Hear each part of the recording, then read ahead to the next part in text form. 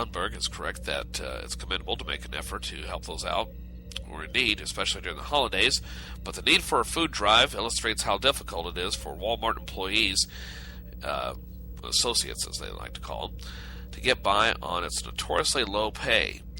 The company has been long plagued by charges that it doesn't pay its employees a real living wage. In fact, Walmart's president and CEO, Bill Simon, recently estimated that the majority of its 1 million associates make less than $25,000 per year. That's just above the federal poverty line of $23,550 for a family of 4. I don't know about you, but I can't survive on that. And I don't think very many families can either. And I don't have a family of 4. Now, when the Washington, D.C. City Council passed a living wage bill requiring Walmart to pay workers a minimum wage of $12.50 per hour, the chain threatened to shut down its new stores if Mayor Vincent Gray didn't veto the bill. Gray vetoed the bill. Walmart's low wages come at a public cost.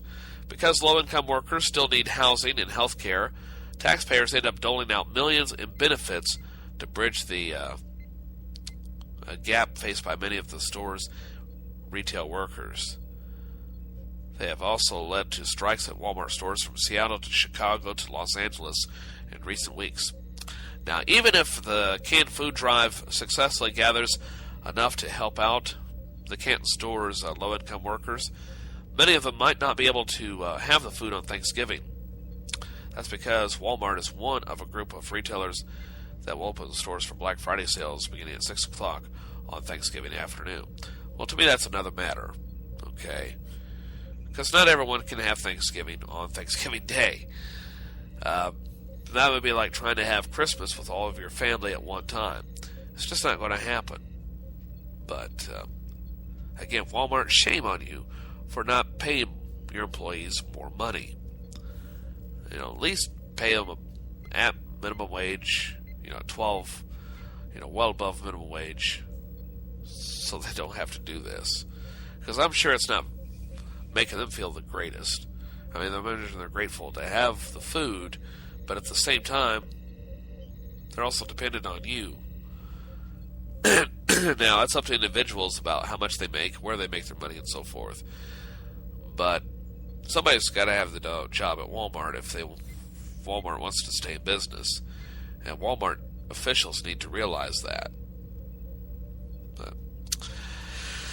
Another story following up on. Of course, when First Cup got started a few months ago, George-Zimmerman was in the news for an arrest back, I believe, was it in August, or I think it was early September.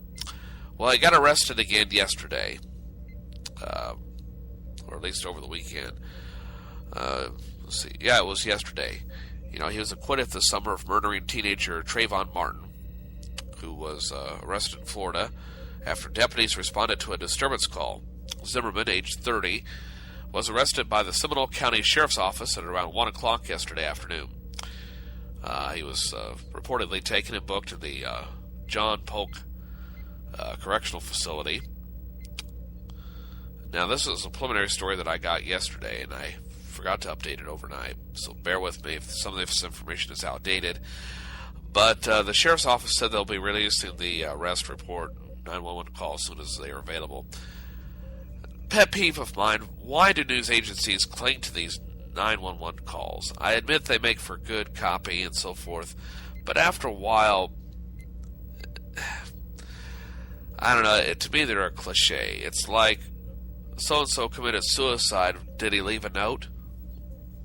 Well, no, he wasn't that thoughtful. But I guess 911 calls give you a better idea of what was going on. Yesterday's incident is Zimmerman's latest run-in with the law. In September, he was released without charges after his wife called 911 to say Zimmerman punched his father-in-law in the nose and threatened to shoot him and his wife. Now, Zimmerman claimed that he was acting in a defensive manner during the incident, according to the police, who later added that they never found a gun on Zimmerman. He has also been pulled over for speeding once in July and once in September. During the July incident, he has alerted the officer that he had a gun in his glove compartment. On July 18th, the Seminole County Sheriff's Office said Zimmerman was one of 2 men who came to the aid of a family who became trapped inside their Ford Explorer after it rolled over on the side of the highway. The Sheriff's Office, according to them, by the time police arrived, 2 people, including Zimmerman, helped the family get out of the overturned car. Now, he became a controversial figure when he shot and killed an unarmed black teenager, Trayvon-Martin, a couple of years ago. Now, he was acquitted of that crime in July. Zimmerman conceded that he shot and killed Martin Sanford on February 26th of last year, but maintained he fired in self-defense. His acquittal has caused widespread anger, although Zimmerman's defense did not invoke the stand your ground law. The case sparked a national debate about race and stand your ground laws, which exist in at least 22 states. Martin's mother, Sabrina Fulton, testified on Capitol Hill just last month that stand your ground laws must be reviewed and amended. Zimmerman has a concealed carry permit in Florida that was reinstated after the trial, making him legally entitled to transport and possess a weapon in most states. Personally, I think Mr. Zimmerman is just an asshole.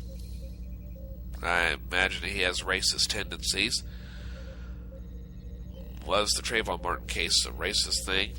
I don't know. At first, I defended Zimmerman, but now that he is showing a pattern of angry outburst and disrespecting people, and really just basically almost terrorizing those that are close to him or those that try to get too close to him, leads me to believe that he is a racist, he's a bigot, but he's more of just a plain old asshole idiot who needs to be locked away.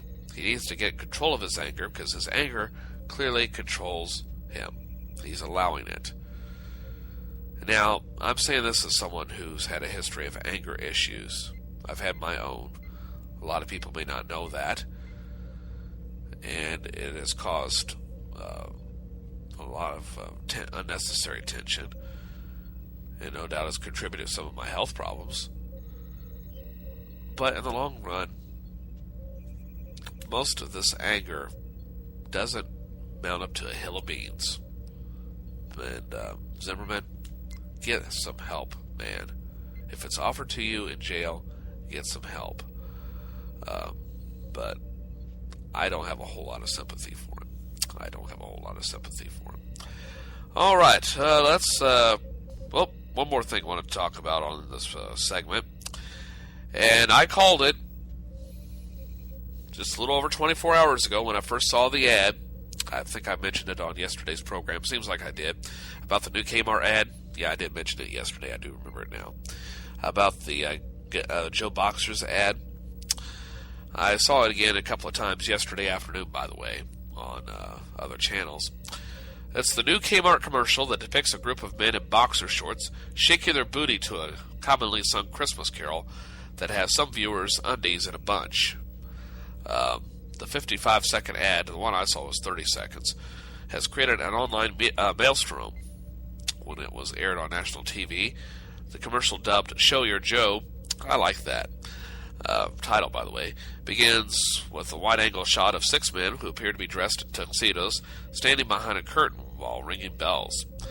However, a few seconds into the clip, the curtain is whisked away, revealing the men's bottoms are clad in Joe Boxer underwear. Racy? Not really, but it's what happens next that has some viewers up in arms. The men squat down and began shaking their booties to the song Jingle Bells. I thought it was, what did I say yesterday? We wish you a Merry Christmas. Well, anyway, the typical interpretation of their actions is that the men's testicles are swinging in their shorts, thus creating the bell sounds. Well, the commercial is part of a new advertising campaign for Joe Boxer, a brand of underwear and related apparel sold exclusively at Kmart and Sears, which are both owned by Sears Holdings. The commercial has resulted in a flurry of criticism on Kmart's Facebook page, where words like disgusting and distasteful are peppered throughout many of the user comments. Another suggests that the company find something better to do with commercial writing. However, not everyone is negative of the commercial. My daughter and I love the Joe Boxer commercial. Lighten up, people, the mom from Columbus, Ohio said. One poster even called the commercial genius. And I personally think it's genius because it stands out in your mind. It was a well-done ad. But the question I want to bring up to you right now is, what if this were 6 women up there in their undies? You know, they had a nice blouse top on. They were fixed up. And they were just down in their undies. For one thing, the connotation would be different. But still, because, you know, anatomically, I don't need to spell out the differences if you're over the age of 4 or 5, I guess. Well, more like 10 or 11. But still, would this ad be as widely well received if it were women? I don't think so. But as far as pulling it, I don't know. I think it's not necessarily a primetime ad, but really, Kmart got its money's worth out of it already because it's generated. There are 2 rules of making commercials. You can do a really, really good commercial, or you can do a really, really bad commercial. Those are the 2 that get the most attention. A mediocre, oh, it's a beautiful holiday, beautiful Christmas, can spend it with time and all that. You know, that sentimental stuff, it does sell to a certain extent. But today's crowd is more into the extreme. And even if Kmart pulled the ad today from television, they have helped their sales. Yeah, there's going to be some backlash. You're going to have that. But for the most part, Kmart was wise to run this commercial because they knew it was probably not going to get much airplay, but it was going to get enough airplay. It's going to get some YouTube hits. But you know, there wasn't this kind of outrage over their Ship My Pants ads from last year, which I think are damn funny, which I've got on here in the system, and I believe I've played them from time to time. So I don't really have that much of a problem with it. But as I've said, I believe that Kmart is getting their money's worth out of these commercials, and you know, it's not that big of a deal to me. All right, it's not that big of a deal to me. All right, well, let's see here. It seemed like there was a couple other things I wanted to bring up on the program today, and I am drawing a blank for some reason. My mind is just like Magnaflux this morning. I was doing some editing last night and getting ready for the program for today. So I guess I'll step aside for a little bit. Maybe my memory will come back. Seemed like there were some other things I was going to bring up. Something I saw on TV this morning, and I can't think of what it was. Oh, the Toronto mayor. Did you see the video footage of that guy mocking the council members who were commenting about his drug use, and then seeing him trying to get out of the city hall in Toronto yesterday afternoon? There's another guy that needs to get his life together. If he's not careful, he's going to end up killing himself, or worse yet, hurt someone else in the process. Knocked over a woman just trying to get out of the City Hall council chambers yesterday, and ended up, just staying back in the council room. But reportedly, he's lost the mayorship. The city council has stripped a lot of powers from him. Well, anyway, enough of my rambling. It's time to get on with the program, because we have a lot of business to take care of today, including things you need to know, things that are trending. I'll have that for you in just a moment. You're listening to First Cup, and I'm the babbling fool known as Joe Haffner.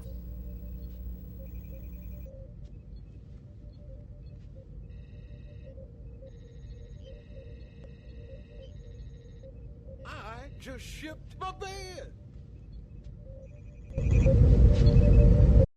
I just shipped my pants, and it's very convenient. Very convenient. I